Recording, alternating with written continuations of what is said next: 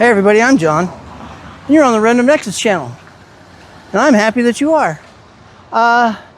Welcome to Lehi, Utah. We camped last night in the Cabelas, Lehi Cabelas. I'm going to show it to you right there. North parking lot. And we had the whole thing to ourselves. We did. So, welcome to day three of the new adventure, and thanks for tuning in and checking it out. We are getting ready to go over to Sandy to see my daughter, and then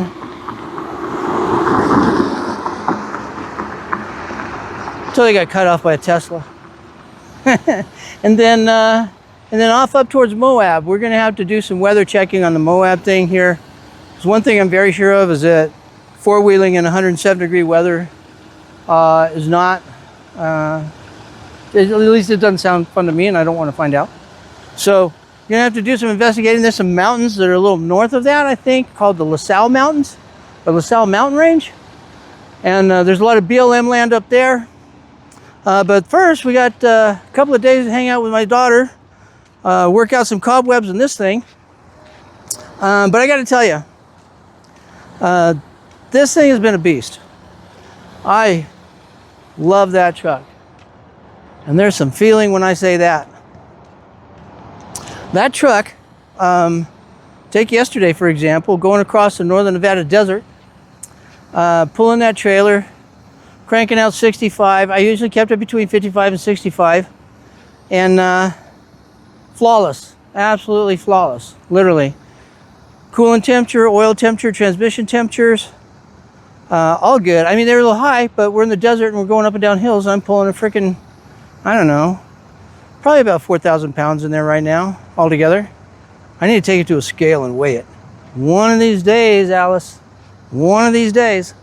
But, gosh, I am so extremely grateful for my truck. The Random Nexus beast that it is. So, shout out to Jeep. Thank you. Did a great job. By the way, just want to point out, this is the first model year. This is a 2020. And I know everybody says, don't get the first model year. But I think Jeep's an exception to that. And I think we can all agree that the lineage was already there. They just had to put a bed on it and stretch out the frame. So, excited about that. Yeah, you can see probably a little bit of a squat here. This is the suspension that we just put on this is a Rock Crawler Progressive Spring Core 4x4 mid-range suspension. And it's made for off-roading. This particular suspension is not as soft if you went to the Extreme suspension. I don't know the name of it. I just called it Extreme.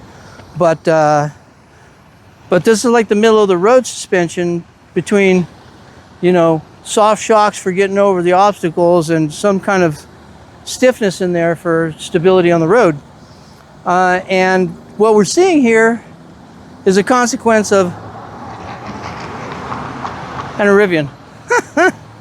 First it's a Tesla, then it's a Rivian. What's the world coming to?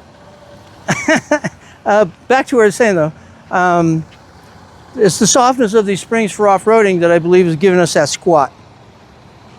Now, some people have said, oh, just get a load distribution hitch.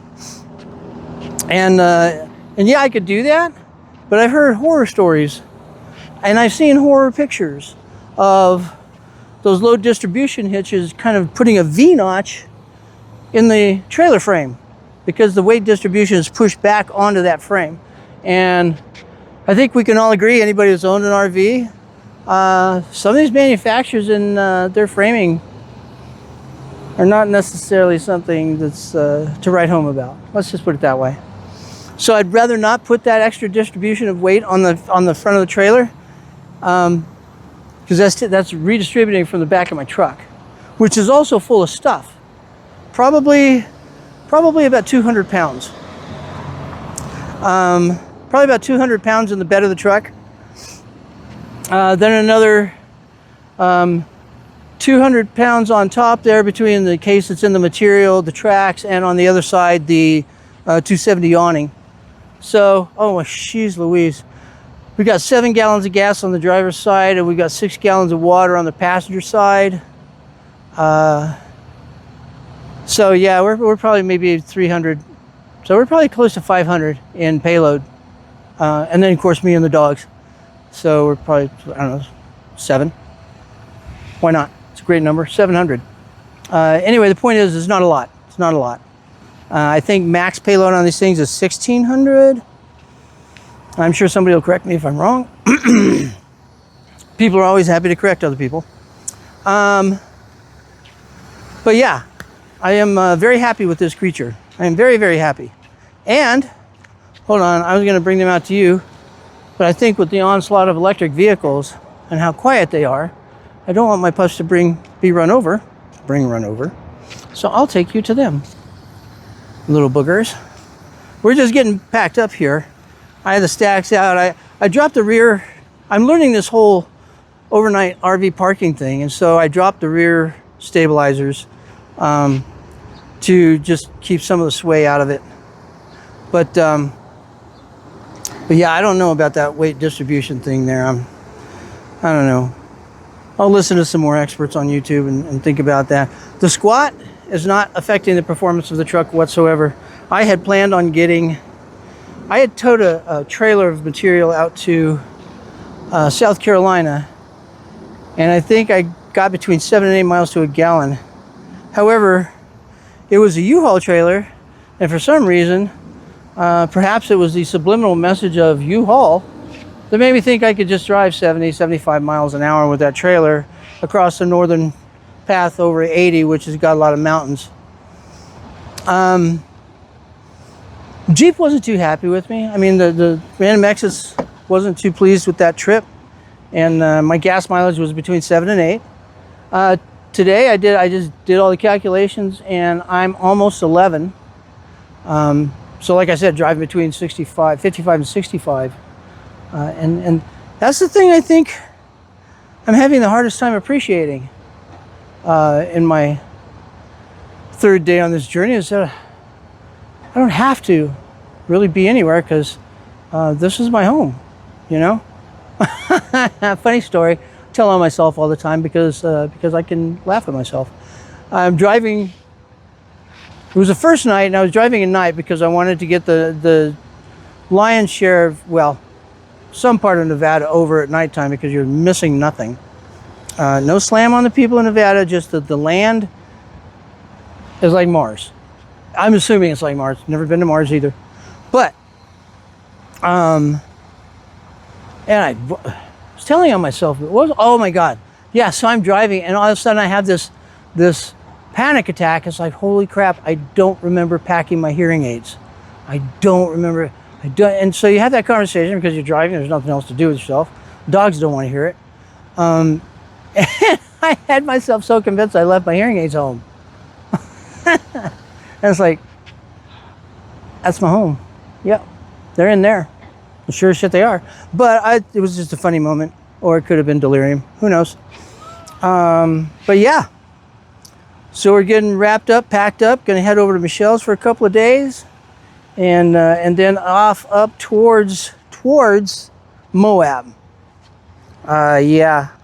And maybe more likely the mountains above Moab. I was talking to one of the people at BLM out there. Said we can shave 10, 15 degrees off the temperature if we go up a few thousand feet. So may not be down in Moab, may not be a Goose Island. Probably not a Goose Island, because this thing, when you're traveling in it, even if you, well, there's two issues here. I leave the top vent open to have some air circulation of some kind, and I had left a window cracked, about like that. It's not a crack, but and then I discovered when we stopped that all that work I'd done to clean up the surge, clean off the counters and everything, getting ready to travel, was just coated in dust, road dust. So we're closing the windows. We're going to see how this works with the with everything closed up. But regardless, when you're on the road and you're in the sun like this, by the time you pull over and you're ready to sit up, it's 102, 103, 110 degrees in there. hot, hot. Another lesson I'm learning: when you're boondocking, it doesn't matter if you got lithium ion and cool solar panels. It doesn't run 120 volt AC air conditioning. Just doesn't. Never has. Never will. Or I'm missing something. That could be true too. I'm learning. Look at this gray hair, and I'm still learning. It's a message. But yeah, so I think one of the big things we're going to do at some point in time is put the 12 volt DC air conditioning up here. That's something that's relatively new, at least in my ears. So look into that. See about that. Learning. It's a learn. I mean, this whole thing's a learning process. My entire life just completely changed. My entire life, you know, all of us get up, go to work, come home, make dinner, watch TV, go to friends, barbecue, go out, blah, blah, blah, whatever. Go home, sleep, do yard work, shovel snow. No. I do it wherever I am. I mean, that's, yeah, there's my home. And I don't regret it for a minute, but it just takes getting used to. It takes a lot of learning. Anyway, so I was taking you over to say hi to the crew because, you know, they're just chilling. They're in here relaxing. It's still cool in there. And so they are like, leave us alone. We're travel dogs. They have been absolute troopers. Absolute trooper dogs. So good and so chill. And I'm trying to keep them spoiled and have some more fun on day 4 of this Adventures and Travels. Like I said, shout out to Cabela's, Lehi, California. Sorry about that, people. Lehi, Utah, Cabela's. Really friendly people. Not many rules at all. I mean, of course, you don't set up camp here, start a fire, and you know, play music and shit like that. You're here to sleep and get some rest. Be sure you understand that. As new as I am, the one thing I do know is that these people that extend this courtesy to us to let us, you know, sleep overnight in the parking lot, don't expect us to have a tent up, fire pit, lounge chairs, and partying. That's not what they expect. They expect us to be respectful. Oh, the other thing I was going to show you about the travel setup that I don't think I showed you in another video, which, by the way, there's going to be a lot of videos I'm going to post like very close to the same time. But there's the pup setup back here for the travel. I took the back seat out completely. And that's the refrigerator freezer. That's the Jackery. That's a little Jackery. Now the Jackery's plugged into the refrigerator freezer, but it's also plugged in to the auxiliary. So, and it runs under this deck. But the Jackery charges from the truck and runs the fridge, and it works really well. And if the truck's not running, I get about 3 hours out of that Jackery before the fridge just sucks it dry. So that's the pup setup. I think it's pretty chill in there. They have a good time. They're really good about it. Jack spends most of her time on top of the fridge, and if you can see, there's a little cloth cover. That's actually thanks to Tracy. That's a bassinet bed cover fitted sheet. Fits perfectly, but underneath that is some of this deck material, the rubber deck material. So Jack spends most of her time up there. Zeus gets this whole part all to himself.